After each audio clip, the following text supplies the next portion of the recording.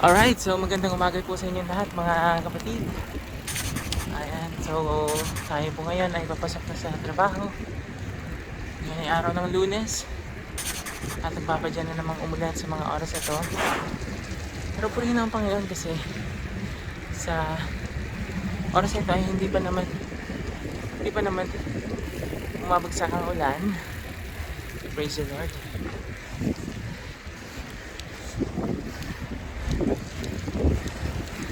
So as you can see, okay pa naman ang panahon. Makakarating pa naman tayo ng workplace, ng school, nang hindi nababasa dahil hindi pa siya umulan. So purihin ang Panginoon sa araw na to. You know, so medyo umaambon na siya ngayon. Kaya bilisan natin ang takbo para purihin ang Diyos sa araw na ito mga kapatid, mga kaibigan. Nais ko lamang pong magbahagi po sa inyo ng kakaibang karanasan po ngayong araw ng Lunes na ito, August 17, 2026. Talaga pong kakaiba po yung pinaranas sa amin ng Panginoong Diyos sa araw na ito. So kaninang umaga po, bago po kami nagkahiwa-hiwalay ng aking pamilya, bago ako malis ng bahay, nanalangin muna kami as a family. Ang prayer namin kay Lord ay makapunta kami o makaabot kami sa mga patutunguhan namin ng tuyo at hindi kami nababasa ng ulan at ligtas, syempre. So dahil umuulan ngayon, yung aming mga anak ay pinag-tricycle muna namin sila at dahil hindi pa naman masyado malakas yung ulan ngayon ay nagbisikleta tayo. At purihin nga po ang Diyos dahil nakaabot ako sa aking trabaho nang hindi pa bumubuhos ng sobrang malakas ang ulan. At yung kakaiba nga po talaga sa araw na ito mga kapatid ay yung prayer kasi po namin kanina ng aking pamilya ay makauwi kami ng tuyo at ligtas kaming lahat. Pero hindi po yun yung nangyari mga kapatid. Yes, nung kami ay papunta pa lang sa aming mga paroroonan, yung mga anak namin sa school, yung wife ko sa kanyang work, at ako din sa work ko, tuyo kaming lahat. Pero alam niyo po mga kapatid, kabaligtaran yung nangyari nang kami ay pauwi na dahil lahat kami ay nabasa ng ulan sa araw na ito nang kami ay umuwi ng bahay. Yung aking mga anak ay na-stranded pa sa kanilang school dahil hindi sila makasakay ng tricycle agad dahil sobrang lakas ng ulan to the point na maging doon sa covered court ng eskwelahan ay humahampas pati yung malakas na buhos ng ulan dahil malakas din yung dalang hangin ng ulan sa araw na ito. Pati yung wife ko din stranded din doon sa kanyang tinatrabahuhan dahil sobrang lakas din ng ulan at mababasa yung kanyang mga gamit. At isa pa dahil siya rin ay nagbisikleta rin. Maging ako rin na hindi rin ako nakauwi kaagad nung nagsuspenda ng classes dahil inisip ko nung una magko-commute na lang ako at iiwanan ko yung bisikleta ko sa school, pero napagtanto ko na hindi siya magiging ideal kasi nga sa harap ng school namin yung mga sasakyan ay sobrang stranded na at hindi na umuusad dahil sa baha na nga yung may mga bahagi na dun sa malapit sa school namin na hindi na dumediretso yung mga sasakyan dahil mataas na yung baha. Kaya nag-decide na lang ako na mag-bike pa uwi ng bahay. So nag-shift down tayo ngayon, nasa 8th gear tayo. Nasa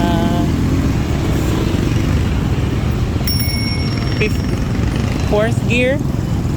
Yeah, we're currently on 4th gear. 4th gear tayo.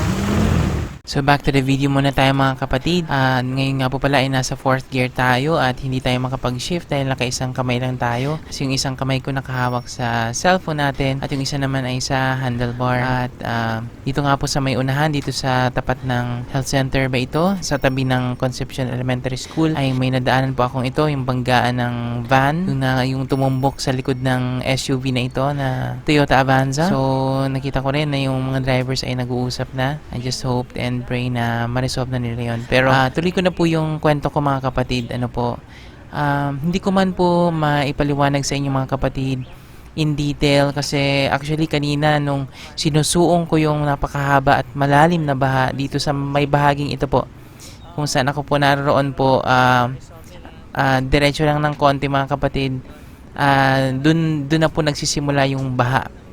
So mula po doon sa may Iglesia ni Cristo, dito po sa kahabaan ng J. Molina, grabe yung baha po dito kanina po. Ayan po, dito po sa pakanan na yan. So dyan po ako lumiko kanina. Dyan po medyo mababaw na lang or gutter deep na lang yung baha dyan.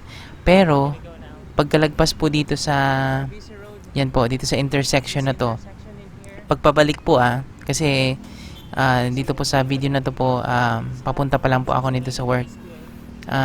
Hindi ko na po nagawan or na videohan yung paglusong ko po sa baha kanina nung pauwi ako ng bahay. Gawa nga po ng yung cellphone natin ay hindi siya water resistant at wala pa tayong action camera para ma-resist or ma-survive yung mga ganong scenario kasi grabe talaga po yung buhos ng ulan kanina nung pag-uwi ko dito po sa dinadrivean ko ngayon. Kung gaano po kabilis yung pagpapatakbo ko ngayon na papunta po ako nung pag-uwi ko po kanina dito sa section po na ito, sobrang lalim po ng baha, as in lagpas kalahati po ng gulong ng bisikleta ko yung baha, tsaka yung dalawang paa ko po ay lubog na po sa tubig baha po at tuloy-tuloy lang yung pagpadya ko kasi wala naman akong ibang dadaanan. Kung maghanap ako ng ibang daan, sobrang traffic na dun or stranded na dun at mapapalayo pa ako. At saka baha na talaga kahit saan. Dito po sa may tulay na ito, pag akyat dito, medyo walang baha dito kasi medyo mataas doon. Pero pag lusong na naman dito, sobrang taas ng baha dito nung pag-uwi ko.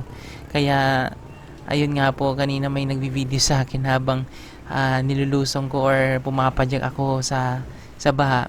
Doon nga po sa may intersection na yon nung nilagpasan ko pa lang, ang lakas ng agos ng baha doon. Pati dito sa may intersection na to, ang lakas din ng baha ng agos ng baha dito. Dito sa dinadaanan natin.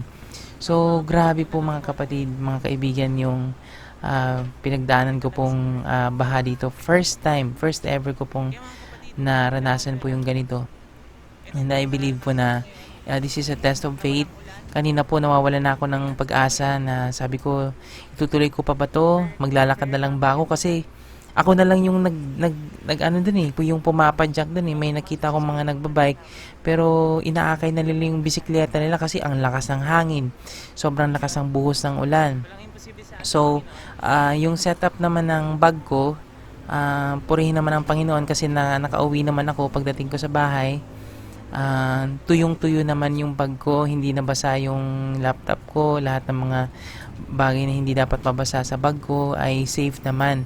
As in, wala talagang moisture or sign na nag-seep in or pumasok yung tubig sa raincoat bag ko. So, praise God naman dahil effective yung raincoat bag na yun. So, dito nga po pala sa section na ito mga kapatid, ayan, so sa left side po nandyan po yung Iglesia ni Cristo Church. Mula po dito, ang taas na po ng baha nung pag-uwi ko. Kaya, sobrang, po talaga, challenging ho talaga. At, yun po, kahit na mataas yung baha, tinuloy ko pa rin. At sa biyaya ng Panginoon po, ay nakauwi naman po ako pag-uwi ko ng bahay. Unang inisip ko, sabi ko, kung wala pa dito yung mga anak ko, pupuntahan ko muna sila sa school para so yung sapatos ko nga po pala, since nalublob siya sa baha talaga, pagdating ko ng bahay, purihin naman ng Panginoon dahil nandun na yung dalawa naming anak. Sabi ko, pakiakit na lang muna at pakidala yung tsinelas ko dahil pupuntahan ko muna si Mami, yung wife ko. Susunduin ko siya sa kanyang work kasi hindi pa pala siya nakauwi dahil nagbike siya, siguro nagpatila rin ng ulan. So yun po mga kapatid, purihin ng Panginoon kasi hindi kami pinabayaan ng Lord sa mga pagsubok na pinagdaanan namin ngayong araw, lalo na po nung pag-uwi ko, talagang first time ko talaga makikita ng ganong baha po. Yes, natakot po ako habang sinusuong ko yung baha. Yun nga po, mayat maya yung lingon ko kasi baka mamaya kasi sa sobrang taas ng baha, yung alam niyo po, yung nakaupo ako sa saddle ng bike ko, tapos yung pagpadya ko, yung buong paa ko nakalublob na sa tubig, tapos malakas pa yung current, tapos sige-sige yung padya ko. So nasa low gear lang nga pala ako noon para maganda yung momentum or yung tawag nito, yung cadence natin, ma-overcome natin yung current ng baha. At palagi po tayong lumapit sa kanya, manalangin at pagkatiwalaan ng kanyang mga sinasabi sa atin. Amen. So praise the Lord po sa araw na ito. Pagpalain po kayo ng Diyos mga kapatid. Nandito na po ako sa ating workplace. Bye! So, grabe po mga kapatid. Ayan, ito nga po pala mga kapatid. Ito yung video nung pauwi na po ako. Grabe na po yung lakas ng ulan sa mga sandaling ito. At nagdadalawang isip nga po ako. This time parang kampante pa ako. Parang bigo okay, uuwi na ako. Ang inaalala ko na lang dito yung mga anak ko na nasa school. Dahil hindi pa sila makauwi. Dahil malakas yung ngayong ulan.